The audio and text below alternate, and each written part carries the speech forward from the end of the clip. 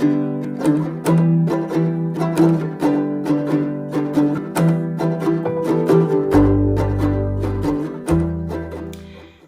and welcome to episode 22 of the Stitch Create Love podcast. My name is Lindsay and I'm coming to you from Cheshire in the northwest of the UK, where I live with my husband and our 5-year-old daughter Eloise, who, if you have watched before, you will have seen popping up in and out of some of my videos. She is at school today. Today is Thursday the 15th. I don't know why I'm looking at the clock on the oven to tell me the date, because it's just got the time on it. But anyway, today is Thursday the 15th of July, and Eloise breaks up from school tomorrow for the summer holiday. So I thought, well, I need to get a podcast in, basically, because otherwise I don't know when I'm going to be able to film again, because while she's usually quite happy to, you know, sit and do something whilst I film or pop on the camera, you never know. You can find me on Ravelry and Etsy and Instagram as Stitch Create Love, and I will pop details about all of that in the description box below, as well as putting some information on the screen for you as well. If you watched my last episode, you'll know that my my kind of activity on Instagram has decreased a little bit. I'm trying to say I am and I have at the same time.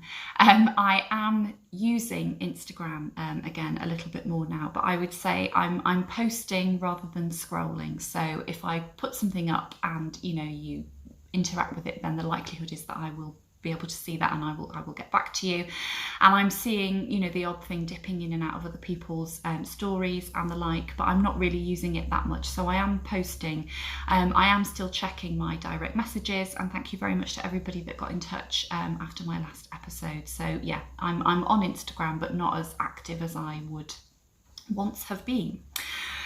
So today, as I said, I'm doing this today. I've got bits of fabric all over the table underneath me because I've been cutting out a pattern, which I'll talk to you about later.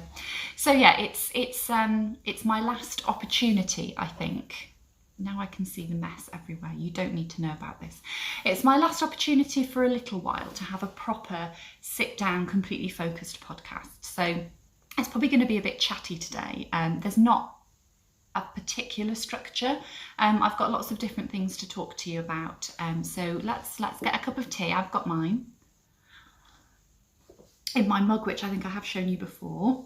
So it's got Mum on with a little heart, and on the other side it has Eloise's little feet from when she was she's probably about 3 months old, because I did this. I went to a local pottery cafe with her for the first Christmas. So she might have even only been about 2 months old. She was born in September. And then, excuse me, I went to the pottery cafe to get some Christmas baubles done with her feet on. So we have one for the tree, and I gave one to some family members as well. And yeah, I got a mug done at the same time, with the idea that when I went back to work after my maternity leave had ended, because I was still working at the time, I would take this into work, and this would be what I would drink my cup of tea out of, and that's what I did. But now it lives in the kitchen. I'm not sure you really need to know all that, but I just have good old normal tea in here. I'm sorry if I'm slurping, it's a bit warm. Yorkshire tea is my tea of preference. But I also have this. Now, this is a new discovery, which I found in Sainsbury's, which is, there's literally a Sainsbury's within walking distance of our house. So yeah, it's a cold brew. It's backwards on my screen. I'm hoping it's not on yours. Cold brew peach and black tea infusion. If you've ever had Lipton's iced tea in the peach flavour, it tastes like that basically. So all you do is you put one of these bags in, which come in these nice little sort of papery, excuse the state of my nails, they're like sort of tea pigs type bags really, and you just put one in a glass and you pour or add 500 mils of cold water to it, and it's really nice. So it does take a little while to infuse, so it's not quite It's not quite done yet, but it's really nice if you put ice in it as well, and then you get a nice cup of iced tea. And because it's been quite warm here, I have been preferring a cold drink really. It's been quite muggy, it's not been particularly sunny. It's really dull outside today, so the light's probably not that brilliant. But what I thought I would do is, as I'm talking to you about things today, because of the type of things that I want to show you, I might actually turn the camera around at some points, so that I can show you what I'm going to talk about a little bit more. So I hope that you're all well. If you're a returning viewer, welcome back. It's lovely to have you back. You're a glutton for punishment. You're in it for the rambling long haul, aren't you? Yeah, and if you're a new viewer, then welcome. It's lovely to have you with me. You will find on this channel mostly my podcasts where I share all of my kind of crafting and creative endeavours with all of you. But there will be, in fact, there are a couple of tutorials on here as well, some sewing and some knitting, but there will be some other tutorials which I'm going to talk to you about later in the episode. I want to say a really big thank you to everybody that got in touch after my last episode, whether that's by leaving a comment underneath the video or on Instagram, because I did share in my last video, if you haven't seen that one, that unfortunately my husband and I suffered a miscarriage at the beginning of June. And I'm not going to talk about that again today. I had a little chat about it last time, but it was just thank you for people leaving such comforting comments, really. And one thing that I said was that it had been a very lonely experience, and it's been very comforting to know that I'm not on my own, and that lots of other people understand, whether that's because they've been through it or whether that's because they know somebody that's been through it. And it is a huge comfort, and it's really, really helpful to know that I'm not on my own. And yeah, so it's been lovely to hear from everybody. And I think that, coupled with a few other things that I will talk about throughout the episode, has really helped me to enjoy being within this community again a lot more. So thank you if you are one of the people that commented, and thank you if you are one of the people that just watches and doesn't comment. It's lovely to have you here. So I've already been talking for something like 7 or 8 minutes, and I haven't talked about anything crafting, so let's get on with that, shall we? What I'm going to talk to you about first, if you do follow me on Instagram, you will have seen this, and now there's bits of thread everywhere. I'm just going to have a sip of tea. You will have seen that I finally completed I was calling it my 15-year whip, but I think it's actually my 16-year whip, and I am going to turn the camera around in a minute so you can see this properly. So this is my Fairies in the Garden cross stitch that I started working on in May 2005.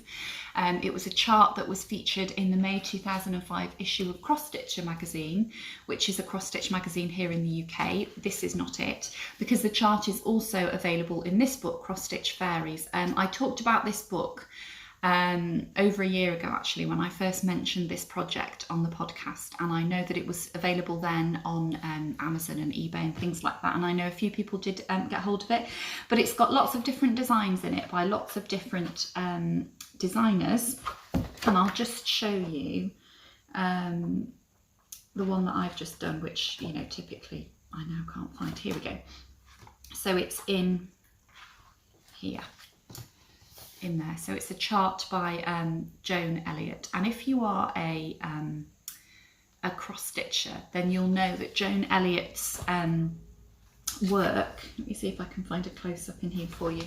It's when she does her outlining and her back stitching, she sort of goes around in a very linear way. A lot of other cross stitches, you'll have your back stitch being taken across the column so that you've got more of a diagonal line, but she sort of picks out all of the outlines like that. So that's a kind of that's how I tend to know a Joan Elliott design. So I have finished it, and what I will do is I will turn you around and I will show you some of the detail on it, and then I'll carry on talking to you. So I'm hoping that I'm not too loud now. Maybe if I am, I'll just turn the volume down. So let's start at the top, shall we?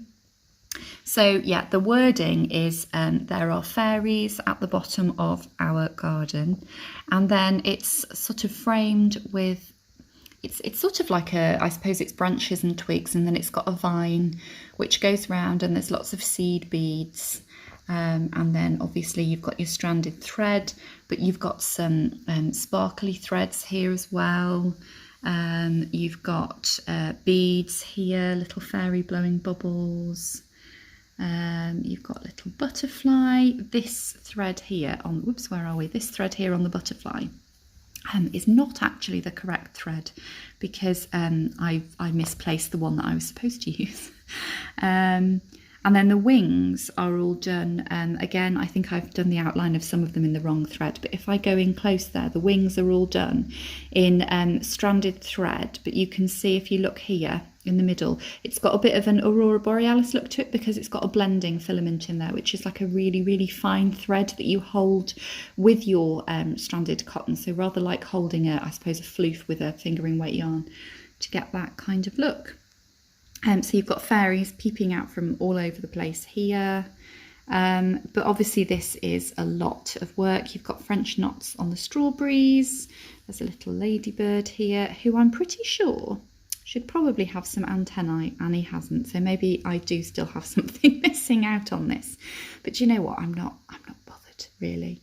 There's more fairies down here. Some more strawberries. Got a fairy holding up a flower, little dragonfly. There's some more of the bubbles there. French knots for all of the eyes. And then I really, really love all the foxgloves. Foxgloves are one of my favourite flowers, and my garden is pretty full of them because they self-seed quite well. So yeah, so that's the detail of it. So I'm going to turn you back around now, and I will talk to you about my plans for what I'm going to do with it now. I hope you don't mind this kind of swapping round of the camera. I don't know why it didn't occur to me before to do that, because when you're trying to show smaller details of things, it's much easier. I have been watching lately Bex from Bex Creates, Bexy Norms on Instagram, and she has been doing her podcasts in a bit more of a vloggy style. So she films a little bit here and there, and she does a lot of, you know, rather than selfie facing, you know, the camera facing the other way basically, so that you're behind the camera when you're talking, and it's just easier to see, isn't it? So I hope you're okay with that. I now feel like I've put the camera back in a slightly strange place, so let me just move it, because I've got, if I move it up, look, I've got 2 pictures up here, and the OCD within me doesn't really like you to see those. It also doesn't really like you to see this here and this mess over here, but you know, we'll live with it. So as you can see from the book, this was designed to be a wall hanging.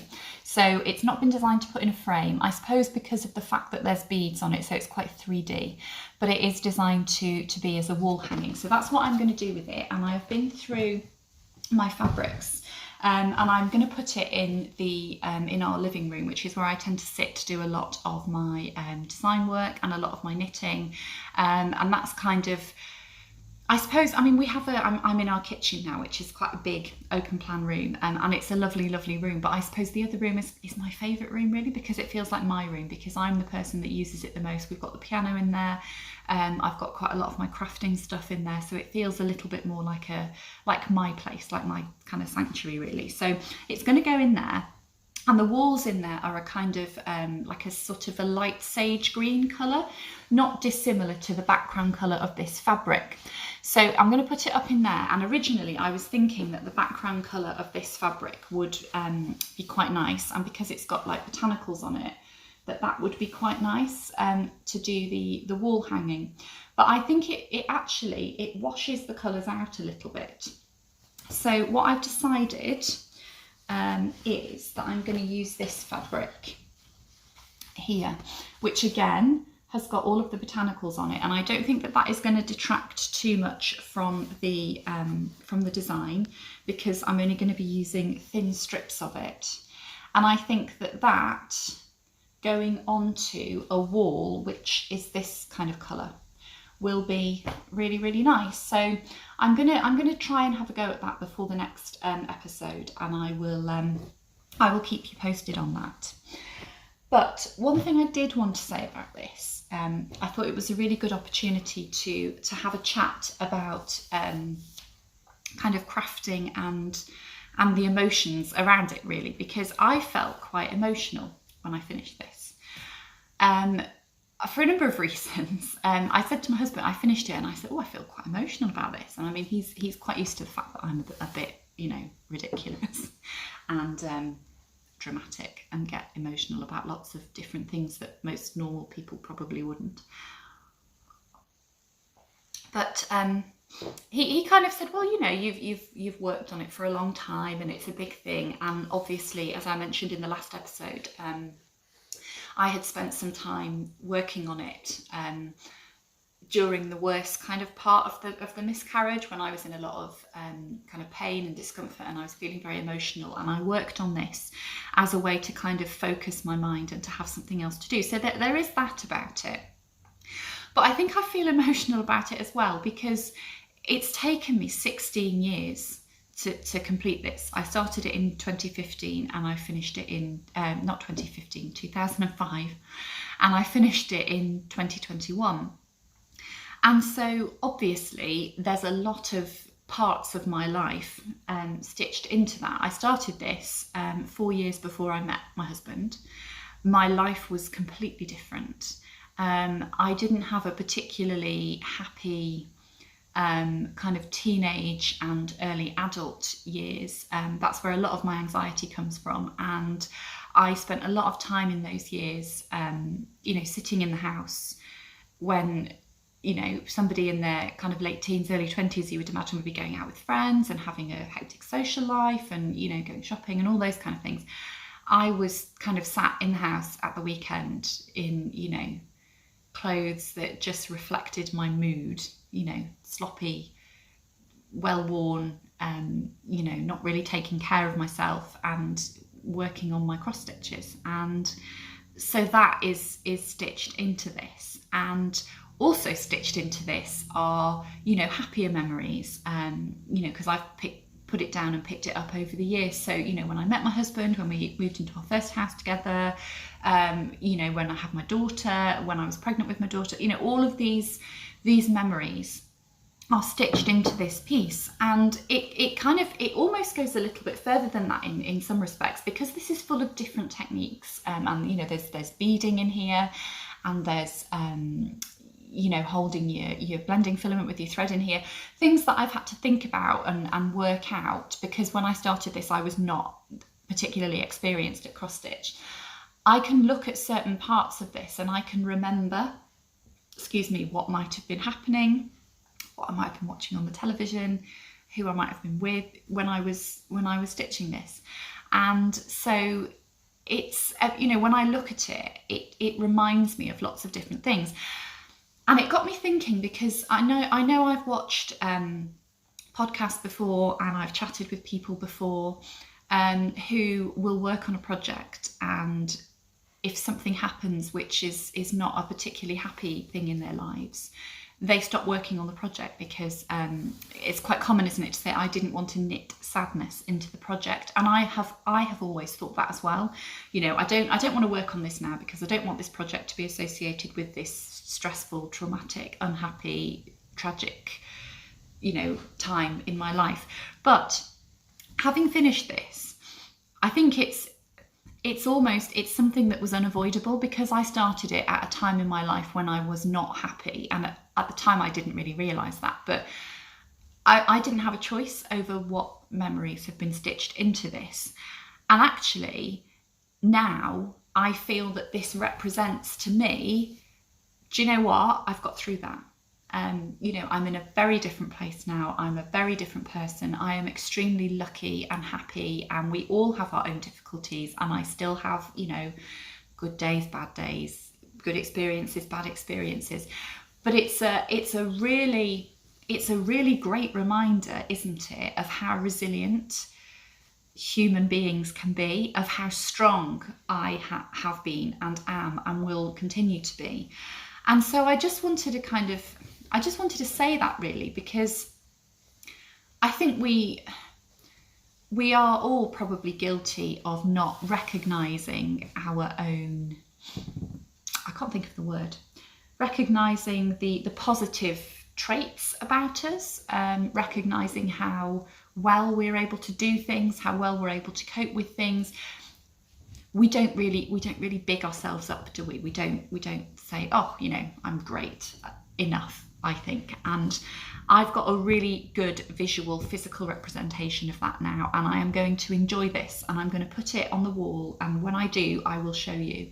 I'm going to put it on the wall, and I'm going to put it somewhere that I'm going to be able to see it, where I sit in the room that I do a lot of my design work and I do a lot of my crafting, because when I have those, you know, the voices in my head, not literal voices in my head, but when I have the voices in my head that, you know, self-doubt, or I'm feeling anxious, or I'm feeling low, or I'm feeling stressed, or whatever it is, I can look at this and I can think, it's fine. It's going to be fine. I'm going to get through it. I'm going to get on with it. So yeah, I just wanted to say that, really, because I think it's interesting. I find it interesting, and I think it's important to recognise that, you know, as crafters, we are incredible people, not only because we do our crafts and we have that talent, but because I think I'm right in saying, because of the comments that I've had from people and the people that I've interacted with in this community, we have all experienced things that are not quite so nice in our lives, and a lot of us have come to our crafting because of that, or have used our crafting as a means of therapy to get us through that. So yeah, anyway, that was a very, very, very long sharing of that project. So I'm going to put that together as a wall hanging. And then the other project that the other cross stitch project that I am now working on, that I've gone back to, I'm going to show you the chart, because I will show you the actual stitching in a minute, but it's in a hoop. So it's another chart that came with a magazine, and it will look like this when it's finished. It's a Country Companions chart, and it's a picnic, and I've done most of it. It's in my hoop at the moment, so I'll show you it in the hoop. I'm not going to take it out because it's quite tricky to get back in. I've done all of the cross stitching basically, and I'm doing the half cross stitching now. So the kind of the grass and the clouds, the kind of sky in the background are all done in half crosses. And so I've done all of the sky bit in the blue, and I've done all of the paler green, so I've just got the darker green to do. You can see actually where the darker green is going to go. So this is really quite mindless cross stitching, so I'm able to do this when I'm watching the television. And you can see actually I've just started a bit of the back stitching there. This is what I was saying about how other designers kind of go, it's more of a flowing and a slightly less linear way to back stitch.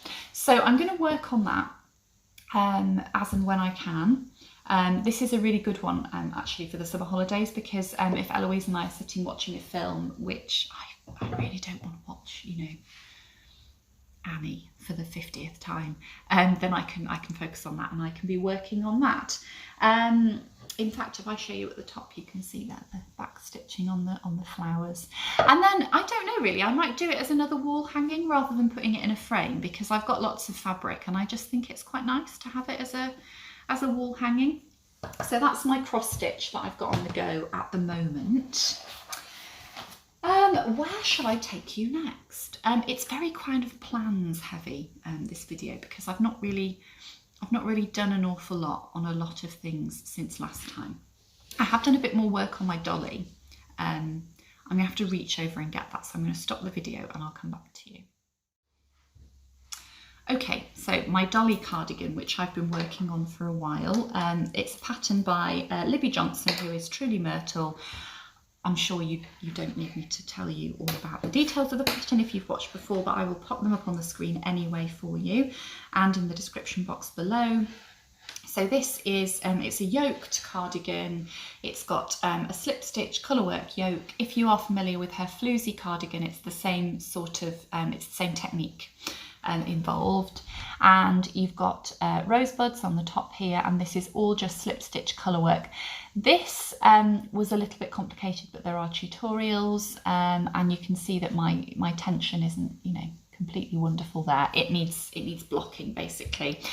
So I started at the top, it's knit top down, and then I decided when I split for the sleeves, I decided to do the sleeves because I thought it would just make me feel like I was making more progress a lot more quickly, because the sleeves are a smaller circumference, which it did. And then I've been working down the body, and I've now finished the body and I'm on the hem. So you can see there, I've started the ribbing for the hem, and I need to do an inch of ribbing. So I think, is that about half an inch? I haven't got that much ribbing to do basically. Then I will cast off, and then I just need to pick up down the front for the button bands. And I've not done button bands like that before, so I'm quite looking forward to doing that. So you can see there down the front.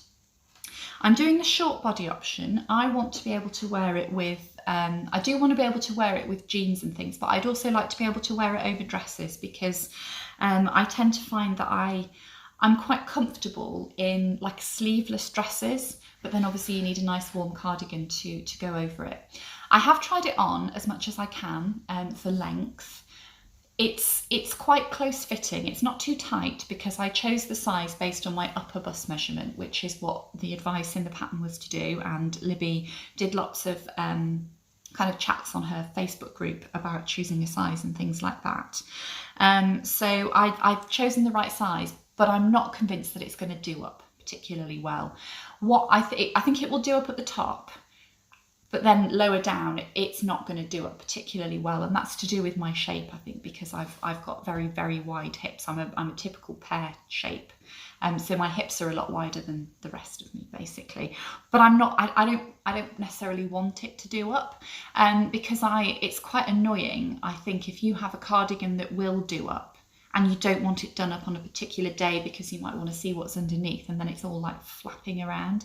Like this kind of gets on my nerves a little bit, you know, because I don't want it flopping about. But anyway, so I'm confident that I'm going to be happy with the fit and the size. It definitely will benefit from a good blocking, but I'm hoping that by the next time I speak to you that I will have finished this, because although picking up the stitches is going to be quite a mammoth task, once I've picked them up, I don't have that many rows of the ribbing to do. So I'm really looking forward to that being finished, and I'm looking forward to wearing it. And I think it's going to be really nice to have it finished coming into the autumn, because that is the time of year that I'm going to want my knits, not in the middle of the summer. So that's my Dolly. And yeah, it's been a really nice knit actually. I would recommend it if you haven't done a cardigan in the round before, although it's not in the round because you understand what I mean, don't you? You're not knitting it in pieces. If you haven't done a cardigan that is worked in one piece before, I would recommend this, because this is not particularly difficult. And actually, if you thought I can't cope with this, you could leave out the rosebuds if you wanted to. And then you could just do the slip stitches. I think there might be some increasing that goes on within this. So But I mean, this is not that complicated. I would recommend it, and I've enjoyed working on it. And once you get past the colour work, it literally is just knitting and purling. And one thing that I've definitely benefited from in this is I've become a lot faster at purling, and I avoid purling far less now. So I think it's going to open up a lot more for me in my knitting repertoire. So that is my Dolly. What shall I talk to you about next? Let's do some plans, shall we? Because I think we're all the same, aren't we? We like to have a plan, and you know, as much as we like to have a plan, we don't always see them through. But I'm going to talk to you about this. Shall I talk to you about this now? Yes, I will, because the reason I'm doubting myself is because I wanted to talk about somebody in Sharing the Love, but you know, we don't have any structure or, you know, form today, so I'm just going to put Sharing the Love in here. I have found a new podcast. I say I found a new podcast. You might have already heard of her because she seems to have sort of taken off pretty quickly. Her name is Lucy, and her podcast is This Nanny Knits, which seems to have caused a little bit of confusion, and she says this herself. She is a nanny in the sense that she looks after children, so she's a children's nanny as opposed to being a grandma. and she's This Nanny Knits, and she's really, really lovely. I think she's of a similar sort of age to me. I think she's a few years younger than me, and she lives in the UK. I think she might live in Hampshire actually. And yeah, she's got a really lovely podcast. She clearly just loves knitting, and she knits lots of socks. And yeah, go and give her a watch. She's coming up to 1,000 subscribers actually, and once she gets to 1,000 subscribers, she says she's going to do a giveaway. So go and have a look at Lucy. Anyway, I think it was in her second episode. She's just done her 4th episode. So in her second episode, she had started a test knit, the designer of which I forget, and the name of the pattern I can't remember, but it's something to do with chevrons, and it's a cardigan, and it was a DK weight pattern. And she'd been to Hobbycraft, and she bought some yarn from Hobbycraft, and I was interested in this because she was sort of saying the same things as I do really. I have a Hobbycraft which is fairly local to me. I can't walk there, but it's 20-minute drive away or something. Excuse me, and it's on a big retail park, so it's quite nice to go. Quite often I'll go with Eloise because they have lots of nice things that she can do, and then we'll go and have a look at the fabric. But in general, I don't find that my local Hobbycraft, and I don't know whether this is true of all Hobbycrafts because I think mine is quite big, but I don't find Hobbycraft particularly good for yarn and fabric. They have a very small selection, or my local one does. It's all, excuse me, the fabric that they have is all kind of like quilting cottons and things like that. So it's not, it's expensive if you wanted to use it for dressmaking purposes. Excuse me. And the patterns that they have, the dressmaking patterns, are all commercial patterns, which I'm not massively keen on. And the yarn is all commercial yarn, which is fine, but a lot of it is acrylic yarn, and I don't have a problem with acrylic yarn, but I have a lot of acrylic yarn. And if you've been watching for a while, you'll know I knitted my Whitmore sweater in acrylic yarn. So I don't have a problem with acrylic yarn, but because that's what you tend to buy when you first start knitting, because it's very forgiving and it's very affordable, I've got enough acrylic yarn, and I tend to use acrylic yarn for for baby garments and for toy knitting and things like that. So I don't need to buy more acrylic yarn, is what I'm trying to say. But she had been to Hobbycraft, and she had bought this yarn, which was 100% wool. So I was very interested in this. She's got it in a plummy colour. So of course I had to go and buy some. This is the Women's Institute homegrown yarn. It's a DK yarn, and it's 100 grams, and it is 100% British wool. And you get 225 metres to a 100 gram ball.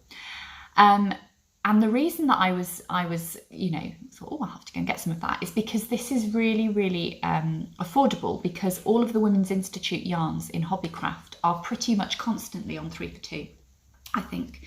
So they were £6.30 a ball, which I think kind of puts them up there at slightly more expensive than a Drops yarn, because Drops tend to do 50 gram balls, and I don't think Drops Charisma is £3 for a 50 gram ball. I think it's slightly less than that. But it's on 3 for 2. So I got 6 balls. The colour of this is petrol. You can see there, petrol. Can you see it? I hope you can see there. And what I'm going to do is I'm going to knit another Whitmore sweater with it, because I love the pattern. I wear my Whitmore all the time. And I just thought for the winter it would be really nice to have one that is wool as opposed to acrylic, and I think this will go with so many different things, because it's like, it's not really coming up that true on the camera. Let's go right in and see if I can. That's more of a true representation of the colour, kind of here, because it is blue, but it's got a very sort of a greeny tone to it. It's not navy. It looks more navy blue here, but it's definitely got a bit of a greeny sort of tinge to it. I'm trying to get it to focus, but I don't think it's going to. Anyway, yeah, so that's what I'm going to do with that. So I'm going to swatch, because I need to know how this is going to behave when it's blocked, basically. And that is going to be, after I finish my dolly, that is going to be my next kind of garment focus for my knitting. The one thing that was a little bit annoying, And I mean, I could have just ordered it online, but I thought I originally I was thinking I will order it online, but then I wasn't sure about the colours online, so I wanted to go to the shop and see what the colour was actually like. And then once I was there, I just wanted to buy it. I couldn't be bothered. But they had 4 balls in this die lot, which I think I'm right in saying the die lot is the last number, 1125. And then they had other balls in another die lot, which is 1254. Now, I don't honestly think that it's going to make that much of a difference, but what I thought I would do is I would use all of these first, the 4, what am I trying to say? I will use the 4 that are in the one die lot first. For goodness sake, I'm not making any sense here. And then I will use the others for the sleeves. When I knit my Whitmore in the acrylic yarn, I did get it out of 3 and a bit balls, but that had a bigger yardage. So I don't think I'm going to get it out of the 4 of these, basically. And why would you buy 4 when it's 3 for 2? Of course you've got to buy 6. Anyway, yeah, so I'm going to use the 4 of the one die lot first, and I'm going to do the body first, and then I'm going to do the other one for the sleeves, because if there's ever such a slight difference in the tone for the sleeves, I don't think it'll matter, but it would obviously look a bit ridiculous if you had a big line around your middle where I changed. I'm going to stop talking now. I've got these in this bag, which I also got from Hobbycraft. They've got quite a lot of these at the moment. These are cotton drawstring bags, and they were something like £1. So what I thought I might do is I would do some free motion embroidery or some hand embroidery or something on the front of this and make it into a sweater project bag. So that is that. Speaking of project bags, I have been having a little play. Now, this is too small, but this is a little prototype that I've been working on. This is cotton canvas fabric. I requested some samples of cotton canvas in different weights from a fabric wholesaler to try and work out what a good weight of cotton canvas would be to use for a very simple project bag.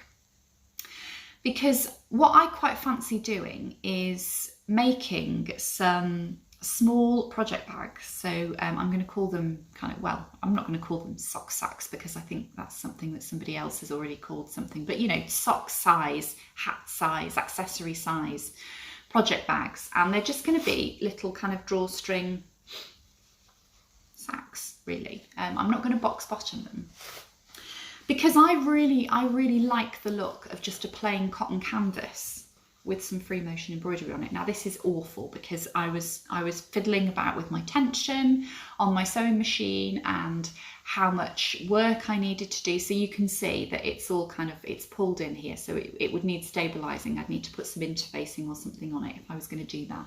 But I was kind of going for a ball of yarn look, and I've just been fiddling. This is not, this is just me kind of going around in circles. I will use this for notions or something, because it's just for me.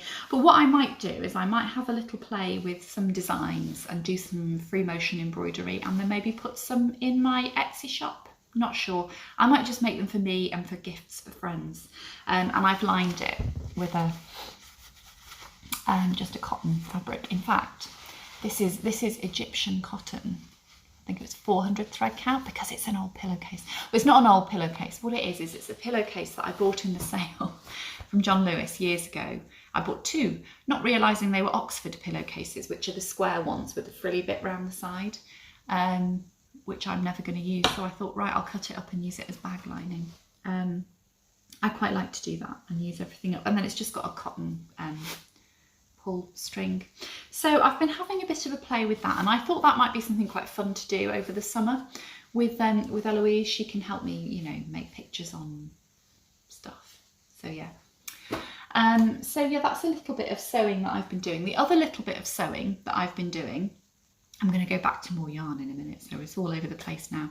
I talked last time about wanting to do myself some blocks. For those of you that don't know, a block is the most basic form of a pattern which is fitted perfectly to you. So for example, you would have a bodice block, you would have a skirt block. It's something that has, you know, no shaping, no beyond just being a fitted bodice or a fitted skirt or a fitted sleeve.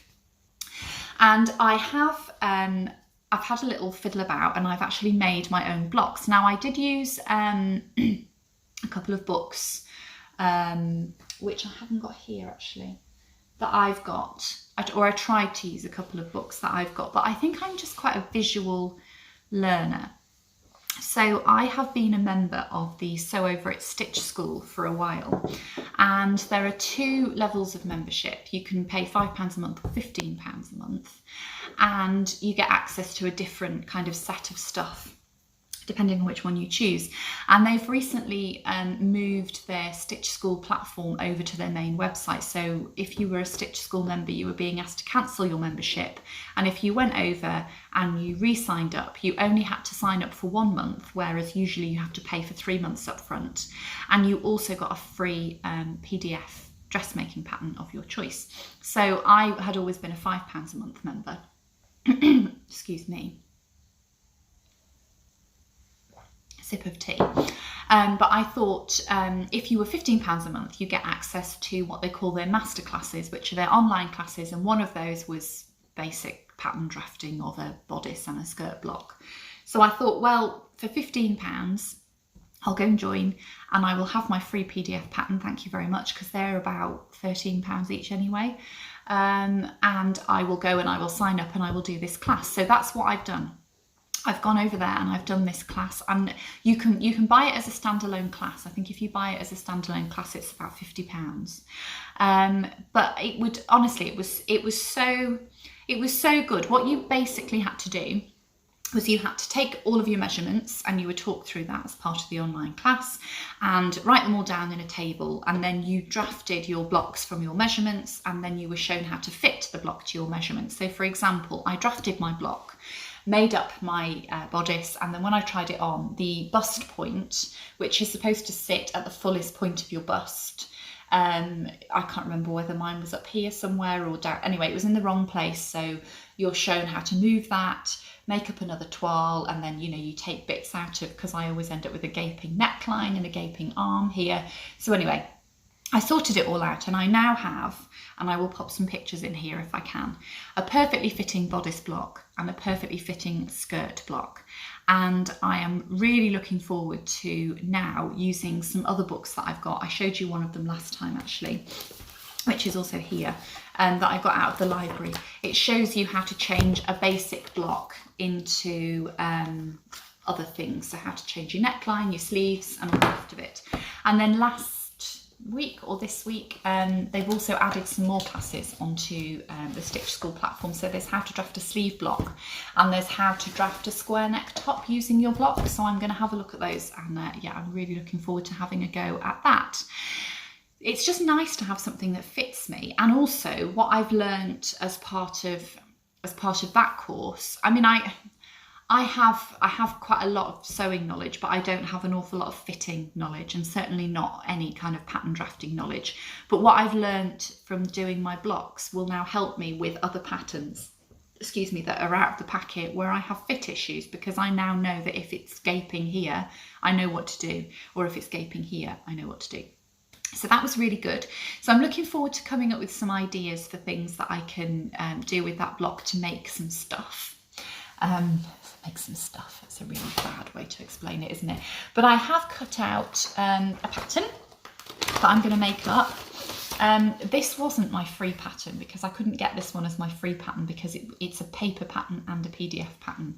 But then they had a sale on last week, so I got, I think it was 20% off. Anyway, this is the it's the Zadie Blouse.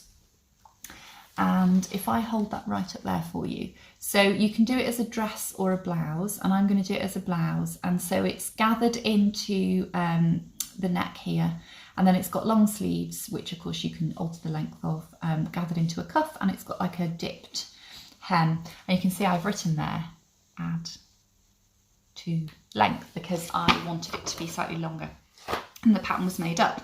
And you can see that what I've got on is a little bit similar to that. This is a bit more fitted because it's got a yoke here. This was from Marks and Spencer's, so it's a shop bought one. So this has a yoke here as opposed to being gathered into anything, but the collar is a similar shape. It goes down slightly lower, but I really like this. This is a nice kind of loose fit. It's comfortable. I like the way it drapes. So I wanted to make some of those. I've cut it out in this fabric here, which is a georgette fabric. Obviously it's quite sheer, so I will have to wear a cami top or something underneath. The reason I've cut it out in that one first is because I wanted to have a little practice and get the fit right, because I would really like to make it in these two fabrics that I've got here. So first of all, this one, this is a georgette fabric as well. But that would be slightly, I think it is slightly less sheer, but it also would be less sheer when it was on because it's a similar tone to your kind of skin tone. So if I wore like a nude bra or something underneath, I think I'd be all right with that. So that's that one. And then I also want to make it up in this one as well, because I think that with some nice blue jeans would be really, really nice. I'm saying that's a georgette. I think it might actually be more of a crepe looking at the weave. The way it's constructed, I think it is. I think it's more of a crepe. So a crepe is slightly thicker, you can see, whereas the georgette is slightly more sheer. And that's leads me nicely onto what I wanted to say about dressmaking tutorials. I'm going to do them, but I tried to film one last week and I just felt like I was talking a load of rubbish, basically. It's a massive topic and it's a massive thing to do, and I want to do it, but it's going to have to be done in kind of small bite-sized chunks. And I was talking to my friend Jeanette, Jeanette from Crafty Clegs Creations the other day. Hi Jeanette, if you're watching. And she really wants to learn, you know, dressmaking and things. And actually we were talking about it, and I said one of the main fundamental things that you need to learn and that you need the knowledge that you need to have before you think about dressmaking, I think, is that you need to understand fabrics. Before you even go anywhere near a dressmaking pattern, before you even start buying dressmaking patterns, you need to know about fabrics. So the first video that I'm going to do like a sit down chatty video all about fabrics, about how fabrics are constructed, about the different types of fabrics that you would use for dressmaking, why you would use certain fabrics for certain patterns. I'm going to show you the same pattern that I've made up in different fabrics and show you how that affects the look. So that's the first video that I'm going to do, and I don't know when I'm going to get round to that now. I'm hoping I'll be able to do that first over the summer, because it's very chatty and it doesn't really involve getting out a lot of equipment, because, you know, I can't put sewing stuff all over the room when Eloise is here, basically. So I'm hoping that I'll be able to do that over the summer, and then afterwards I want to do a video about dressmaking patterns and kind of, you know, what they mean, basically, because, you know, you get a pattern and you've got the envelope on the back will give you all the, you know, what does that mean? Why do you need to know all of that? So I'm going to do, that will be the second video.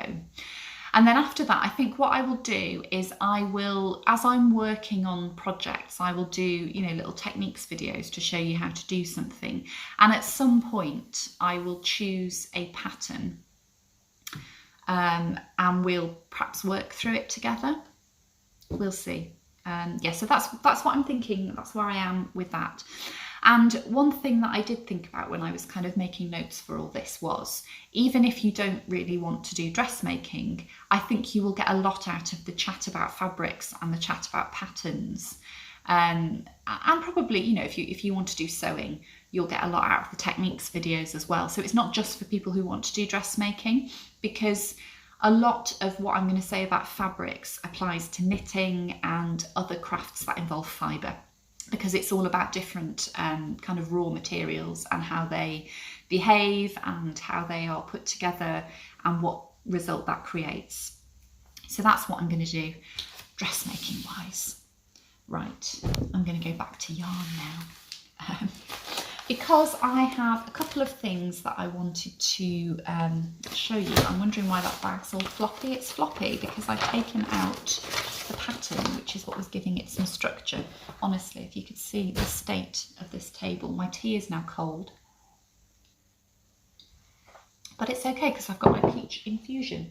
So, shall I go back to yarn? Yes. So I wanted to show you this yarn that I got last week. So I was, you know, having a little post on Instagram, and I can't remember whether it was in my stories or it came up sort of at the top of my feed, so it was there when I went on, was a post by lovely Becky at Back to Blighty, whose yarn I have used before. I used her yarn in my Natural Beauty shawl pattern, which actually I've got 50% off at the moment until tomorrow. And if you get it on Ravelry, you also get a free pattern with it. Do you need a code? I don't think you need a code. If you want to know about that, go and have a look at my Instagram post. But that's only until the end of tomorrow if you're watching this today. And if I haven't edited it, that will... Oh. Anyway, I might edit that out. I used Becky's yarn in my Natural Beauty shawl, and she put up a picture of some yarn that she had been that she'd dyed up using natural dyes, and I was just completely and utterly, oh, I've got to have that. It's peach. It's been dyed using oak, and when I looked at the listing, it was a lace weight yarn. Let me tell you what it is first, what it's made up of. It's 50% Surrey alpaca, 30% extra fine merino and 20% silk. And you know me, I love a silk yarn that's got silk in it. The sheen is beautiful, the drape is going to be beautiful. The colourway is peach blush, and it's 100 grams, but it's 1,200 metres, 200 grams. It's a proper lace weight yarn. And she had two, so I got two. And what I want to do with this is there's two ideas. Originally when I bought it, I thought, right, I'm either going to do a shawl or a cardigan. And when it arrived, I was thinking, right, I'm definitely going to do a cardigan with this. I'm going to use some quite big needles because it's alpaca, so it's going to be nice and warm. The silk's going to give it a lovely drape, and it will just be something that I can slip on. And you know, I'm going to design a cardigan in it. But then on Tuesday, was it? I was watching Paula from Stitch by Mrs. D. Whilst I was having my lunch, and she was talking about the fact that Shetland lace knitting is now on the endangered crafting list, along with kilt making, apparently.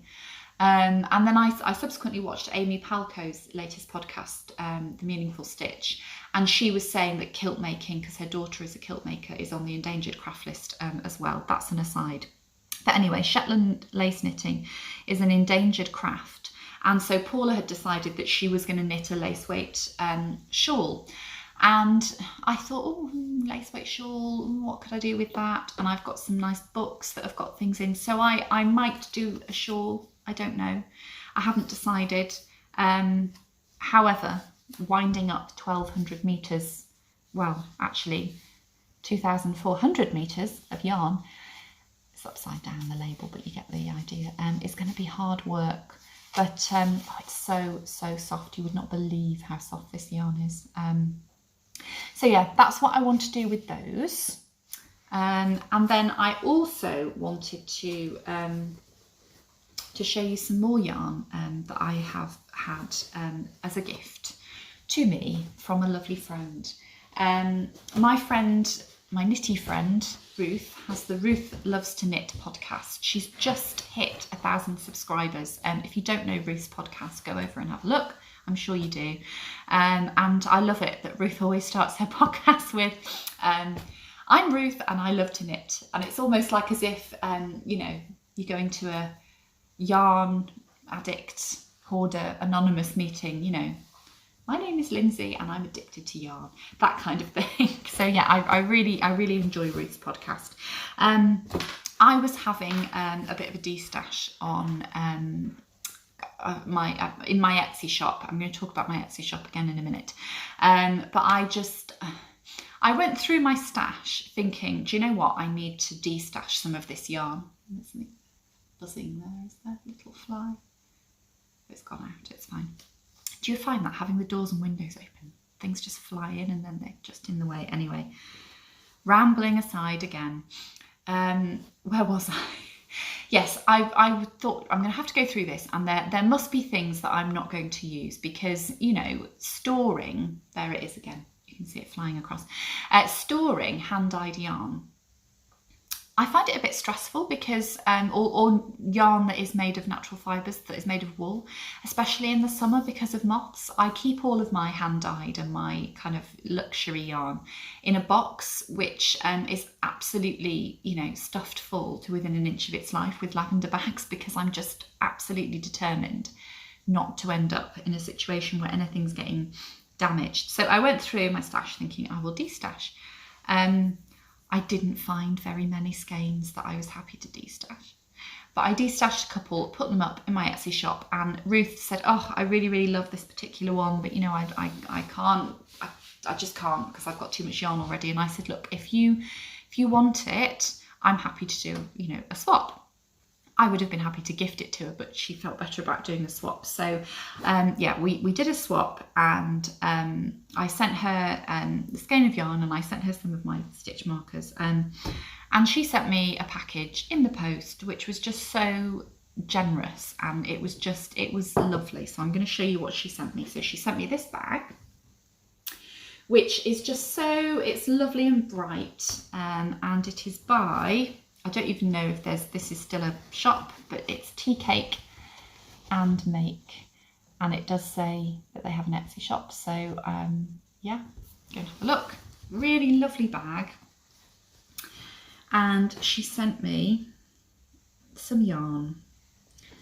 This one here is lovely. This is Cuxton Crafts, and it is 70% superwash merino, 20% nylon, 5% stellina.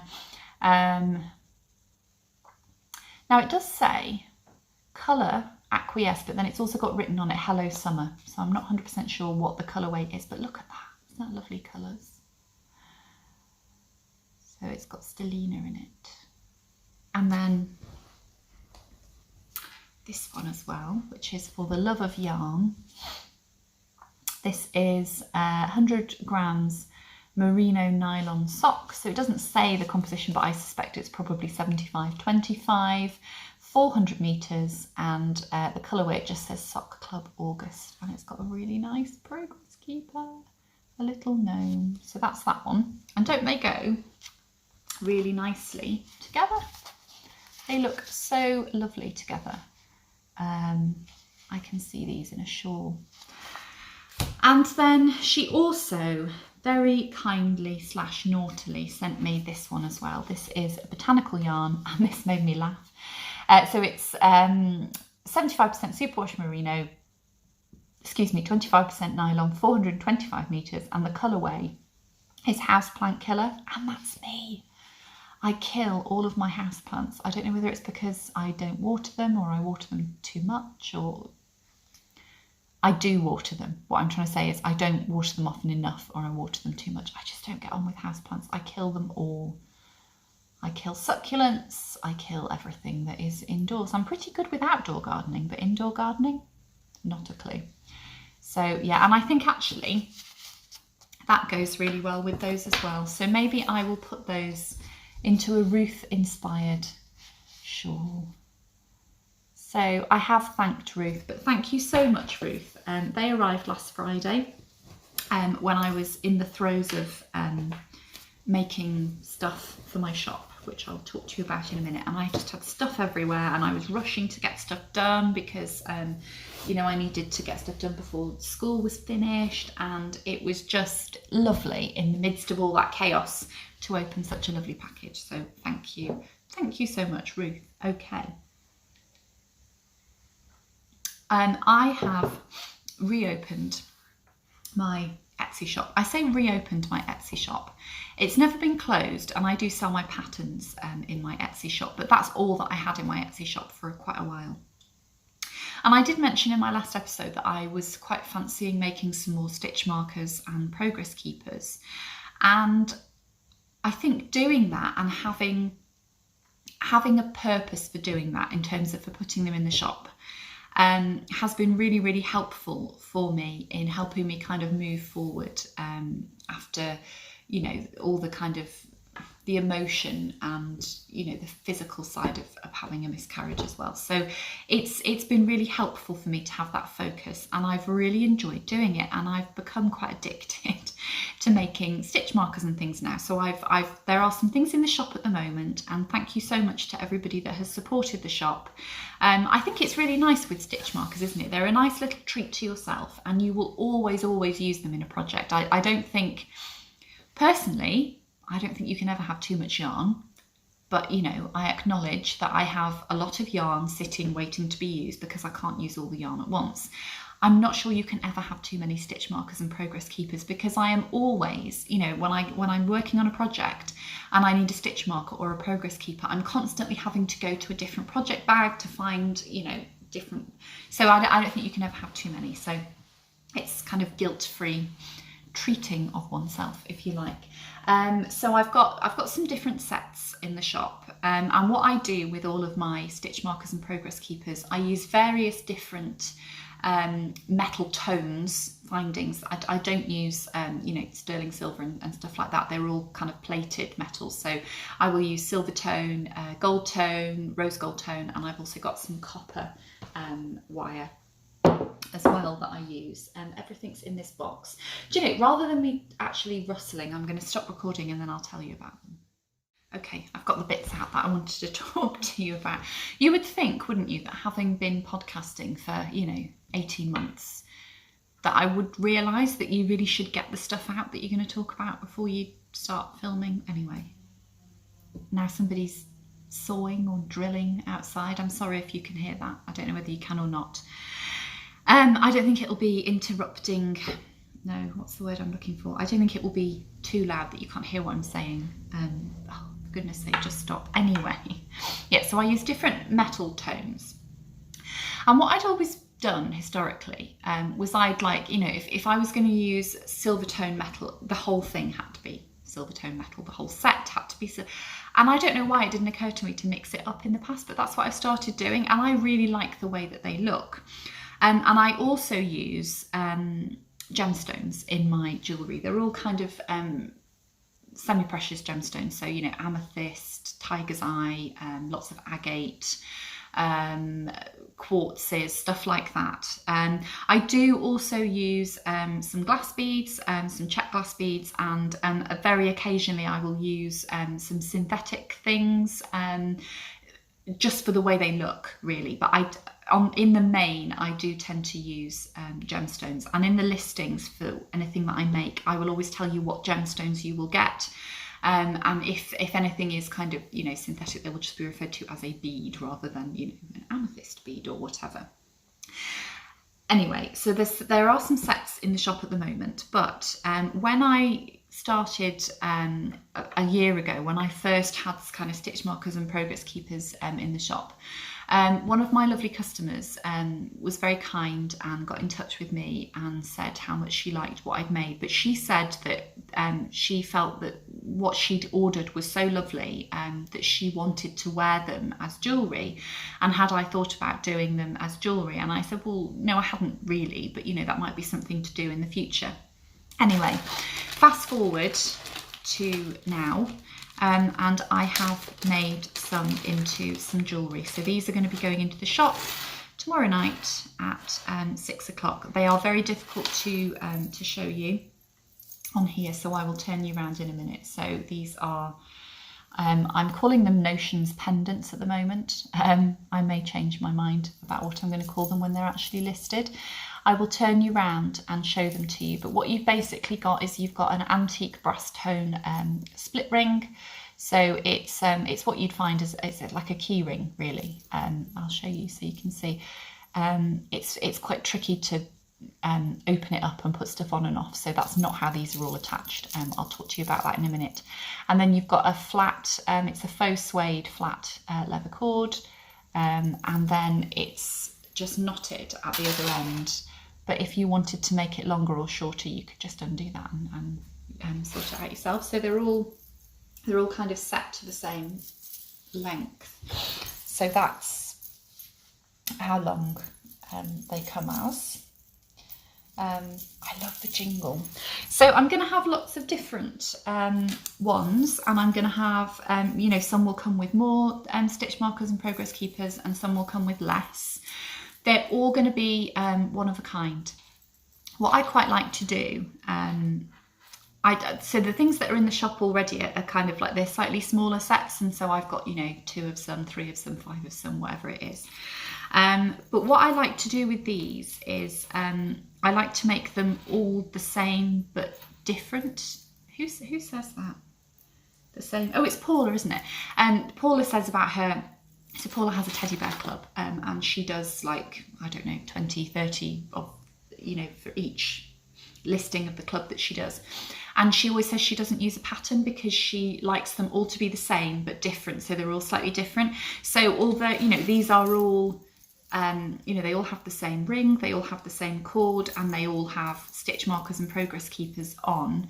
And some, you know, some might have the same charms on as others, but the combination of charms and the combination of stones and the number of those stitch markers and progress keepers on them will all be different. So how about I turn you around and I show you some of them, excuse me, properly.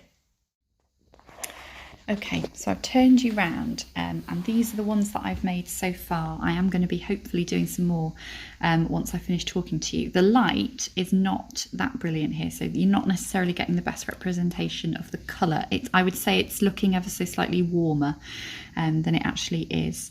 So I thought I would just show you some of them. So I'm going to be doing different kind of sizes of them. So some will have more stitch markers and progress keepers than others, because I wanted to try and offer a few different price points for people. There is a lot of work involved in making one of these. So if you have ordered one of my sets in the past, there is a lot more work that goes into these than goes into one of the sets. What I tend to do is I will just get all my bits and bobs out, and I will just cover this table that I'm sitting at in bits and pieces, and I will just see, you know, what takes my fancy, and I will bring some charms together. So this one, for example, has got quite a lot of birds on it, and feathers, and, you know, you've got your other little bird there, and then I will try and sort of mix and match the gemstones. So you've got some blue lace agate here. That's a green tiger's eye. I love tiger's eye. That's called Schiller, I understand. It's like a sort of a play of light in it. You can see this is just an agate, and that's a shell bead. That's a blue pearl. Then you've got, I think that's more agate, there's a hematite bead. You've got some smoky quartz. I think that might be some kind of jasper. I can't remember off the top of my head. This is another pearl here on this one. You can see the rings on the pearl there. Check glass, lapis, and then this is lucite, as is this for the leaves. So you've got a combination of stitch markers and progress keepers and lots of different charms. I really love these scissor charms. And you've got different owls on here, different tones. This one is kind of a little bit more on the kind of romantic-y lines. You've got some stitch markers here. You've got progress keeper with the bird. This is a really big charm on a progress keeper. Yes, you've got hearts. This one's got 3 feathers on. You've got acorn. So you've got rose quartz here. You've got frosted, oh, where am I? Frosted rose quartz, a pearl, some more rose quartz, tiger's eye, amethyst, a pearl. This is a really nice kind of raw piece of amethyst, like a crystal. And then you've got lucite. Then down here, we've got some more blue agate, smoky quartz, one of my absolute favourites, hematite. This one's amazonite, and different kind of finishes on the rose quartz. And then over here we've got this one. This is like a crackled agate. There's a big nice lump of rose quartz on that one there. And then I love these blue ones, and that's just an agate again. So those are the ones that I've done so far, and I'm hoping to get some more in the shop. I'm going to turn you back round again. So yeah, I've really enjoyed putting those together. I'm just going to show you, because it's probably easier to show you this way. Let's pick up one of these actually. So all of the progress keepers just hook on to a ring on here, and some of them are silver tone and some of them are different colours.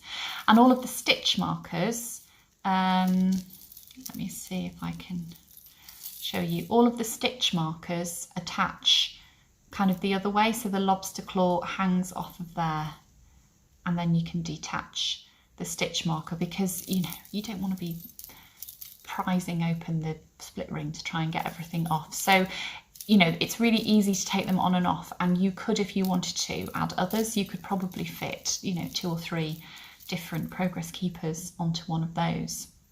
And that kind of takes me on to an idea that I have had.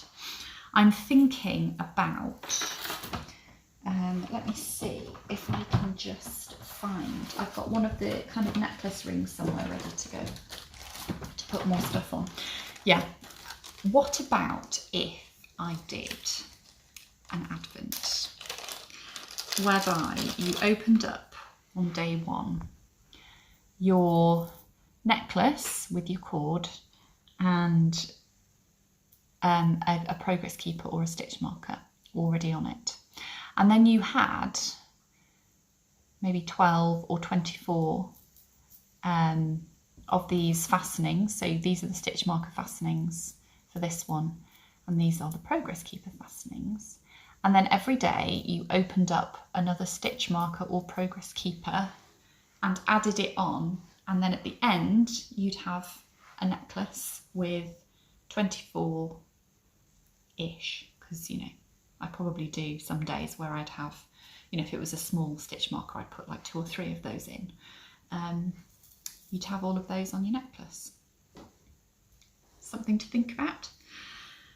I'm very tempted. I think it would be really nice actually to do that. I'd quite like one for myself. So yeah, is that something that people would be interested in? I'd only list probably a very small number, and I do them as a pre-order. But yeah, let me know what you think, and I will see what I can do. So yeah, they are. Problem is, now that I've made these, I want to keep them because I think they look really nice if you're just going to wear them, to be honest. So yeah, they're going into the shop at 6 o'clock British summertime tomorrow, Friday the 16th of July. I was going to put them in at 7 o'clock, but I'm going out tomorrow evening with some of the mums from school. We're just going for a meal at the local pub. So I won't be here at 7 o'clock to set it live. So yeah, 6 o'clock tomorrow. I don't know how many there will be. It depends on how many I am able to make and photograph and list between now and then. I'm hoping there'll be enough for everybody that wants one this time, and I'm hoping to make some more. So yeah, let me know what you think about the advents, and as I say, they're going in the shop tomorrow. And I think that that's about it really. So yeah, I've been talking probably for far too long as usual. I will try and record, and what I might do is I might sort of do bits here and there and then lump them all together as one video, because I think the chance of me being able to sit down like this for a good hour are quite slim, quite unlikely when Eloise is off school. We do have some plans over the summer. So next week, Stephen, my husband, is off next week, and we're going to be doing some things together. So I'm going to be pretty busy next week. And then we've got 2 weeks after that where I need to sort of make some plans with Eloise. And then the week after that, we're hoping that we're going to be able to go away. Those of you who've watched for a while will know that my dad lives in Cyprus. And with my stepmom, he's not Cypriot. They moved over there about 13, 14 years ago, something like that. And so we usually go and have our holidays with them, and we're hoping that we're going to be able to get over. We did manage to get over for a week last summer, and we're hoping that we're going to be able to go this year. There are rumours that, the rumours do usually end up being true, that the vaccination window between first and second vaccinations is going to be shortened, so that my husband and I will both be able to have our second vaccination before we go. As things stand, he will have had his second, but I won't have had my second because I had mine about a week and a half after he did. Excuse me. So if they move that forward, then we'll both be double vaccinated, and what that means is that we don't have to have a test before we fly out of the UK to Cyprus, because we're double vaccinated, and when we get home, as things currently stand, we won't have to self-isolate, but I think we do still have to do a COVID test when we get home. Yeah, so we'll see. If I have not been doubly vaccinated, then it just means that we'll have to go and get a PCR test before we go, and we will have to isolate and do more tests when we get back. So we're going to weigh it up and see what happens. But yeah, it would be really nice to be able to get away and to spend some time with my dad and my stepmom and their friends who live over there, who are kind of like extended members of our family, really. And it would be lovely for Eloise to have a break as well. So yeah, we'll see what happens, but I'm going to stop talking now. And yeah, I hope you enjoyed the episode. I hope that you are getting lots of crafting and things done, and hopefully I will see you again in the not too distant future. Thank you so much for watching. I appreciate everybody that watches, and all the comments and all the feedback, and everything is just very kind and very lovely. So thank you, and I will see you soon.